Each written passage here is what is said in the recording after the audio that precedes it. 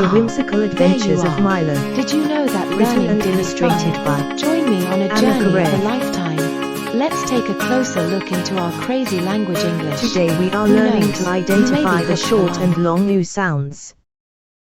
We use the short oo sound if the letters I O bet and you're O are wondering followed what's by the lesson for today. K, D or T. Curiosity may have killed the For cat, example, but when it comes to learning, cook, a curious mind is a wood, blessing in disguise. foot, Let's get right look, to it. stood, hood, book, shook. However, this rule does not always apply because food, root, scoot, shoot, poof and so on use the long O sound. We use the long oo sound if the letters oo are followed by L, M or N.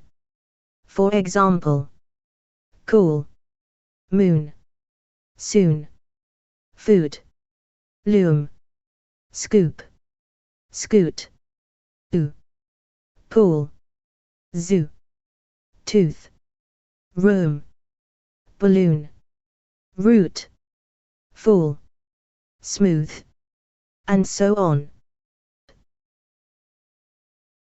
On a cool sunny day in the wood, Milo walked on foot. He looked for food in his hood, but it was bare. He looked through the hole in the wood of the old oak tree. A single acorn was all he could see. He was cheerful to have found food so soon. Ooh! He said in amazement. Looks like there's just one acorn left. This will make a good breakfast. The acorn felt smooth at the bottom but coarse at the top. Milo set off to find some firewood, so that he could have some roasted acorns for breakfast. Along the way there stood a deer. Milo asked the deer to help him find wood to create a fire for breakfast. Deer gazed at the little squirrel and with fondness in his heart replied, I would help you look for wood, so that you could cook. But I have hooves not paws. I feel so bad because I could not help you. The little squirrel thanked Deer for his honesty and went along his way.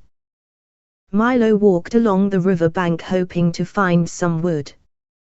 High up on a branch stood Owl. Milo moved to the root of the tree.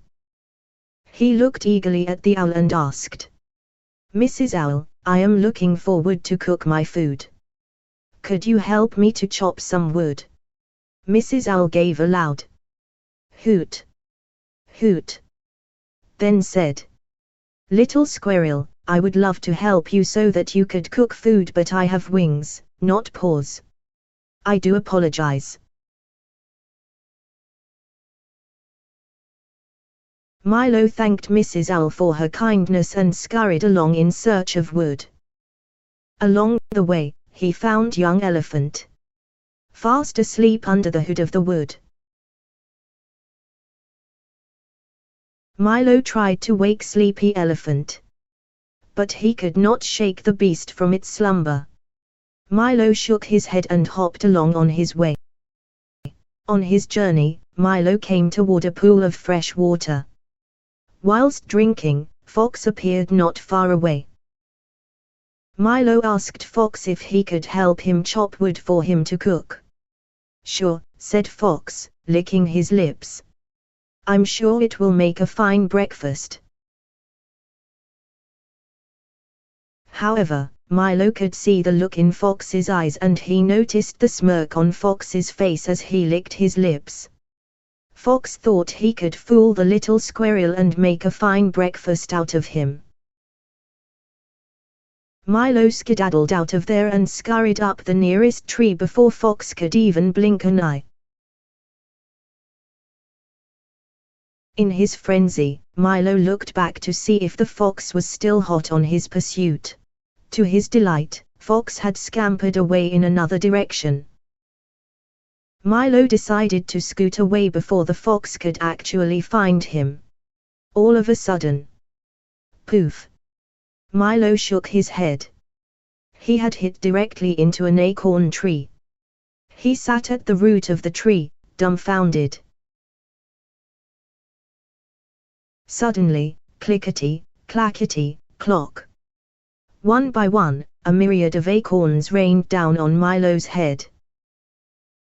It was already noon and some of the acorns were perched right at the top of the tree, where the sun's rays were able to toast the acorns into a beautiful auburn color. The solar power of the sun had already cooked all the acorns to perfection for him. Milo scooped up the pool of acorns and decided to store them for winter. He was the luckiest squirrel in the world.